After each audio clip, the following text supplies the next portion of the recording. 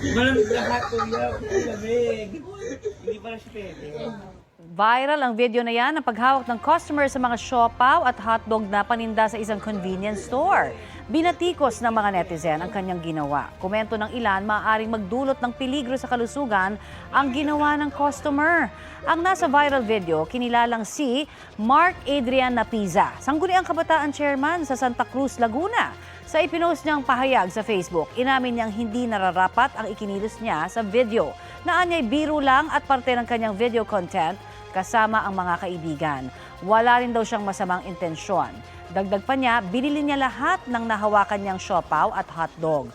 Humingi rin siya ng paumanhin sa pamunuan ng convenience store dahil sa abalang idinulot niya at sa paggawa ng content na walang pahintulot. Handa rin siyang tanggapin ang anumang nararapat na hakbang o gabay mula sa Sangguniang Kabataan, Federasyon at sa DILG.